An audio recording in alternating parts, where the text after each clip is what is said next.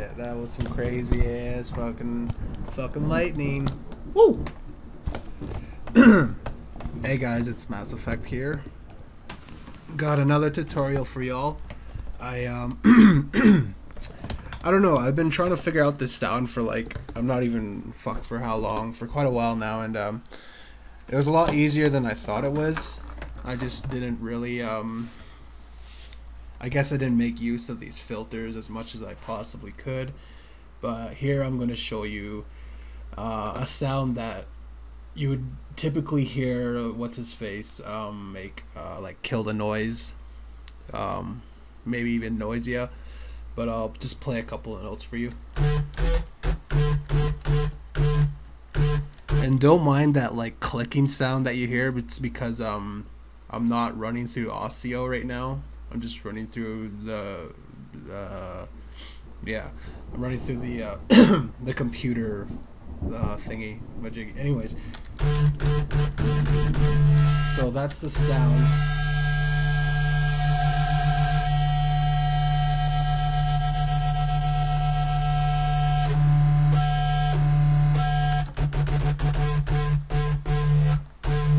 As you can tell, it seems like a fairly simple sound, but I don't know, I've always struggled to figure it out myself, but I managed to yeah. Anyways, enough talking. I'm gonna go through this patch really quickly, and then yeah, I'm probably gonna edit out this next part here because I'm probably just gonna reopen this on its own and then make an instrument rack out of it, so we'll see.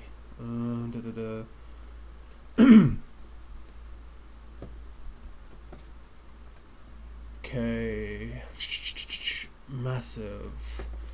So you want to go ahead and open up a new preset, I mean a new initial folder, but I have the way that it's set up for the filter, it's very sensitive, so I'm just gonna go ahead and go through the patch itself rather than trying to remake it, because chances are I'll probably miss a step or something like that. So anyways, oscillator 1, you want to pick crude, which is an analog electric, bend plus. Go ahead and turn it down 2 octaves, which is 24 semitones. Oscillator 2 and 3 should be square waves, both spectrum. Oscillator 2 should remain at 0. Oscillator 3 should go up an octave. Intensity for all of the oscillators are all the way up. For oscillator 1, you want to go just above 9 o'clock, between 9 and 10 o'clock for the amplitude. Oscillator 2, you want the amplitude pointing directly at the M. This is just for a little upper harmonic, so you want to at 9 o'clock for the amplitude. No modulations going on, no phase, nothing like that.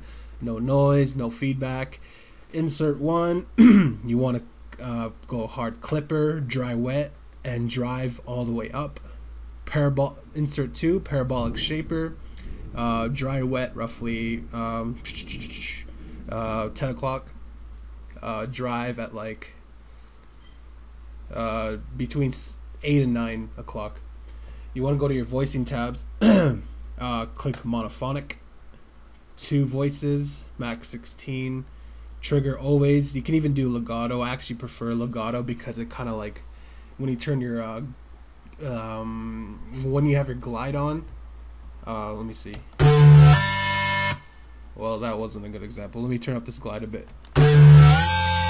As you can hear, it doesn't go doom, and then when the next sound goes, it's like it has that clicking sound at the start, so it kind of just glides to it. So keep it at legato if you like, but if you keep it on here, you're gonna hear that click before every note, as you see. So it's really up to you.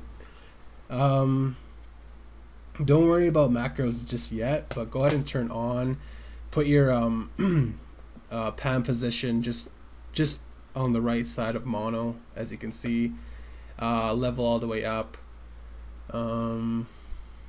First, we'll go ahead and go to the oscillator tab. First, you want to take your attack, put it to about just above 9 o'clock. Your level at pointing at the V. You want to take oscillator you want to take oscillator 1, bring it to your crude. You want to bring the fuck, I'm fucking up here, sorry. So much coffee today. You want to take envelope 1, sorry, and put it on your oscillator tab of crude. Turn it all the way up so it kind of starts off like this. Just turn it all the way up like that. And make sure that all your oscillators are pointed to filter 2. For filter 1, you want to bandpass.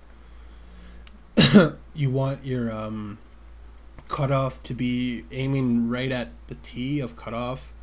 Bandwidth roughly at 9, 10, 11, between 10 and 11, just above 10. Resonance all the way up. You want your amplitude all the way up for your filter. Filter 2, you want to take a low pass 4, bring the resonance to about 11 o'clock. Your cutoff all the way down. You don't want it to be parallel, you want it to be series or serial, whatever, I don't exactly remember the term. You want the filters turned all the way to mix 1. Effects 1, take Bronner tube, dry wet to directly the middle right there. Drive to about 10 o'clock. Effects 2, you want to take your chorus, turn it up just a little bit on the dry wet. The rate, you can have it as whatever you please. For EQ, you want to turn your high shelf all the way up. No boosting of any of these frequencies, and turn up the low shelf to roughly 2 o'clock, almost to 2 o'clock. One thing you got to point out here is a lot of people don't understand what this does here. Like, it'd be like, oh, turn this to here and then leave it at that. Like, that's not even going to do anything. The whole purpose of these two right here is, say if I wanted to really saturate or boost the frequencies in the mid-range, I do that. But if I want to make a dip, like kind of like, you know, get rid of it, you turn it down. Kind of like, I'll show you an example. So like, as you can see here, say number 4 is right here, pointing the frequency range. If I wanted to boost this up, it would go like this. If I wanted to boost it down, go like that. So as you can see, if I did it over here, it'd be like that. But I mean, sorry, since it's going down, you want to make it go down like that. But if it was going all the way up, so on and so forth. If it's low there and it's all the way up, boost that, boost low. So that's the whole idea of that. A lot of people don't understand that, and it's not really my problem, but I'm just pointing that out for people that don't understand that. Anyways, oh yeah, LFO5. You want to take your you want to have a normal sine wave and linear diagonal thingy majiggy. Oh, saw. There we go. Saw wave. You want to turn the sync on, put 1 to 16th, position on, restart on. You want your amp all the way down, unless you want it all the way up to have it like this. But I'm not really all about that, so what you want to do is keep it low on like that, and I'll show you the macros from here, because I think that's... Oh, and another thing, take envelope 1, apply it here, as you can see on the automation tab of filter 1, pull it down to about, say, roughly almost to 10 o'clock, and so far you should have something like this.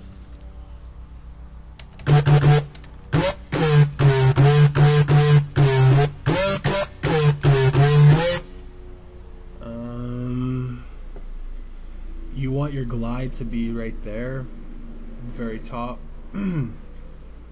Sorry, I'm like really sloppy at this right now. I don't even know why oh yeah, another thing. You want to go to routing, keep insert 1, which is a hard clipper on filter 1, and then for insert 2, I think it usually would be right here on filter 2. Don't do that.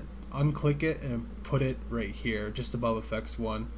That way when it's routed, it goes through here, then it gets processed again by the parabolic shaper, rather than the parabolic shaper mixing in with the low pass filter. What this is generally supposed to do is just help bring the volume down when the LFO kicks in. So we'll go to our macros now.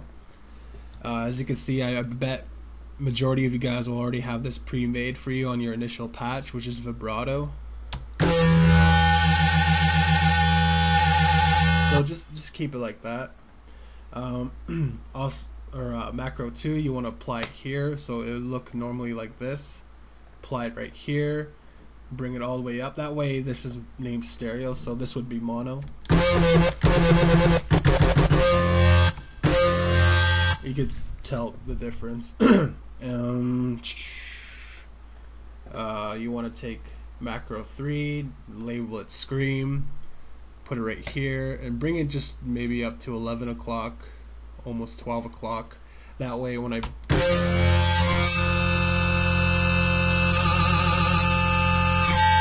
there's just more resonance going on in your bandwidth, like it's the bandwidth of your filter is widening, and it's giving more brightness and emphasis on your frequency range, which is right here.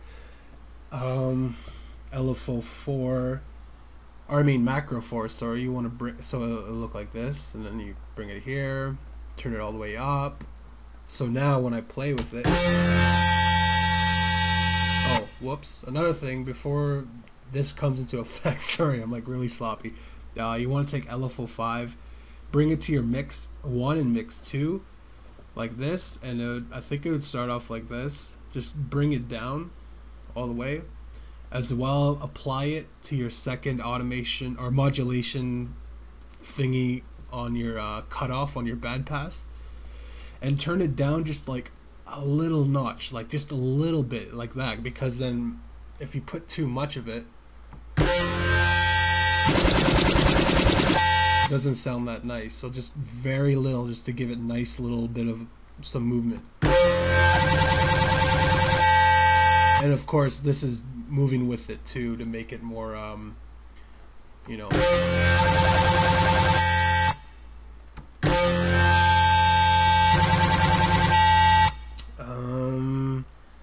take macro 5, put it on your X fade curve for LFO 5, and turn it all the way up. That way it can label it sine, that way it goes.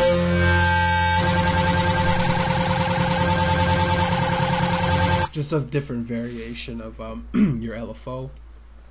Go back to envelope 1, take macro 6, apply it to your attack, and it should look like that. So turn it all the way down, so that way there's no like whooshy clicky sound at the start of your note.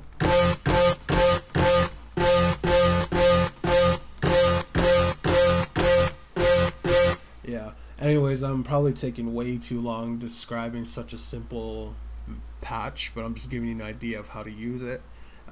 Take number 7 on your take macro 7 and put it on your level on envelope 1 and turn it all the way up.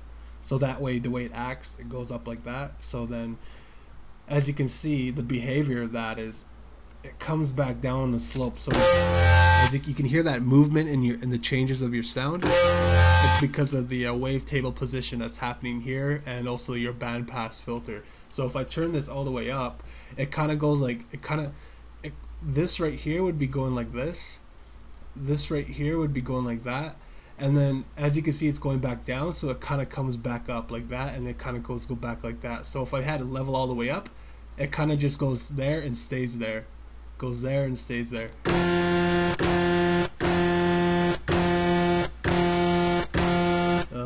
Oh wait, sorry, I had it like that, sorry. And these are good for like solid notes, like, yeah, you get the idea. I think that's pretty much it. Yeah, I think that's it. If you want, I can show you now how to make an instrument rack for it. That way you can pre-make it, and then That way you save yourself like 10 minutes of processing and shit like that. You know, you just want to go ahead and start throwing in your arrangements, and you know, the more time you have to create. So from here, okay, first you want to go to map mode, pick macro 1 vibrato, bring it to your first macro 1 on your instrument rack, and kind of just follow me here for all you Ableton Live users. Make sure you click that to make sure it registers, as you can see right here, and then sign macro, whoops, macro 5, no attack, macro 6, 7, there. So now once I'm right here,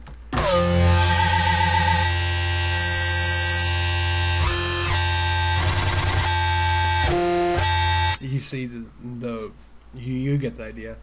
So from here, the only idea I like macroing it first is because when you want to add your sub bass under it, you're gonna want your sub bass to move with your synth. You don't want to just a simple sustaining normal note that would sound pretty boring with something that has a lot of modulation or pitch modulation. So go ahead and duplicate it and rename it sub bass. So mute that and play it again.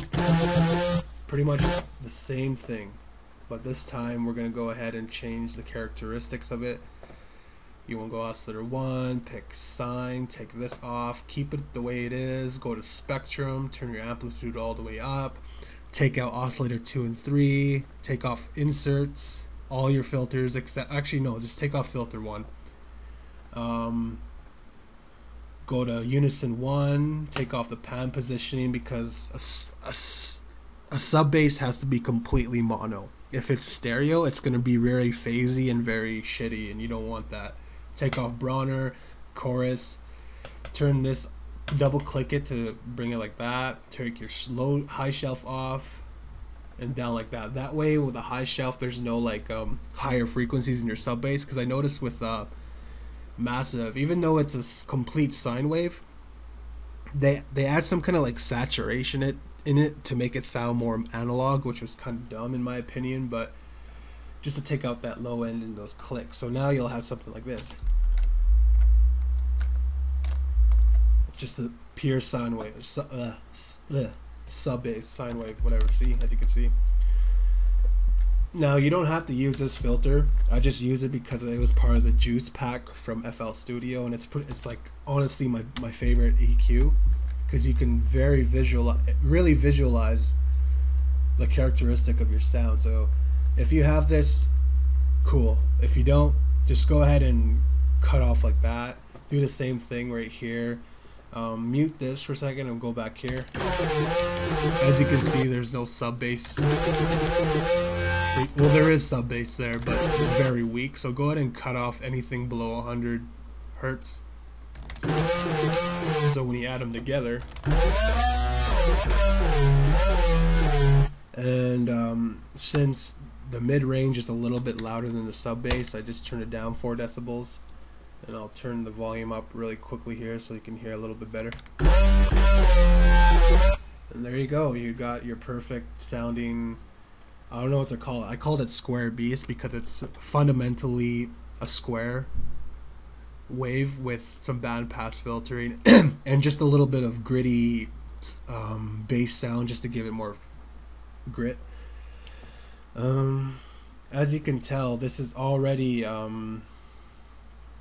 this is the one that I've already made. I threw in a reverb on there, and I went to map mode and clicked right here. As you can see, it says unmap. That pretty much is just like when I want reverb on. Oh, whoops, wrong one. This one.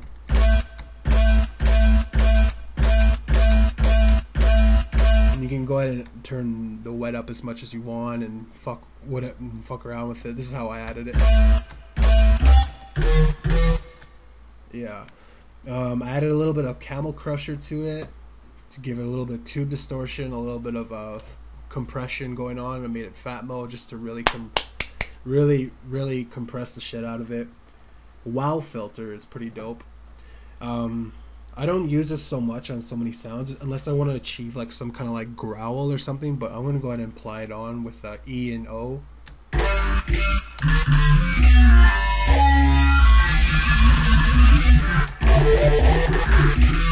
Kind of reminds me of Pegboard Nerds, which is pretty fucking cool. And I did add in a little bit of a high shelf there, just to give it more brightness. As you can see here, it's the same deal with the sub bass. Yeah, and that's pretty much it. And I just saved it as bass-square-b. So whenever I feel like having this sound in my song, you know, I don't have to worry about throwing a sub bass or like processing it so much, because it saves you a lot of time. When you really think about it, if you want to get professional with this, or you really want to like start making a ton of songs, you're gonna have to do this kind of shit, because it's gonna save you time. It's gonna save you a lot of effort. And as you go, you can start building up your own repertoire of like all these different techniques and different ways of making your sound, and this is a good way to do it. So I went ahead and press save, and you know, blah blah blah. As you can see, I've already have like a little library of it going on right here, like synth, growl, bass, synth, unique chord, synth bass, key, chords, lead, bass synth, bass, blah blah blah. As you can see, big tongue twister there. Proper sounds, chords. See, like I already have a variation of sounds, and these are all like a shitload of Moombaton kind of sounds I've already. Hold on, I'll show you. I don't know why it's not letting me. Come on. The fuck? The fuck, man? Anyways, hold on, let me see. I don't know what's going on here. I don't know. I don't know why it's not working. Hold on. Fucking piece of shit. Yeah, I don't know what's going on here. I don't know why I can't use that. See if this will work. Okay, so this works, but that won't work. Nice. Yeah, I don't know. Anyways, I hope you got something out of this tutorial. I'm probably gonna make another one today. Yeah, I'm working on a couple of songs. I got a kind of like a vocal dubstep song I'm making right now. Kind of reminds me of 7 Lines and Xylent. Of course, I'm not as good as them, but I'm trying to. I've got like a trap song, a couple of hip hop, and this other one I made. It's kind of like electro slash dubstep, Moombaton, and like a little bit of like main room house to it. So it's kind of different, and hopefully I'll have all these finished within the next few weeks. But yeah, I hope you got something out of this tutorial. You can follow me on Twitter at Mass Effect. You can find me on SoundCloud as Mass Effect, or TJM, TEEJAYEM, which is my old name. You can find me on YouTube at Mass Effect Official. Find me on Dubstep Forum, KVR Audio. I think that, oh yeah, and Facebook, but I don't really use it that much. So, but if you want to follow me, that's pretty cool. Thank you for that. Yeah, I think that's it. Thanks.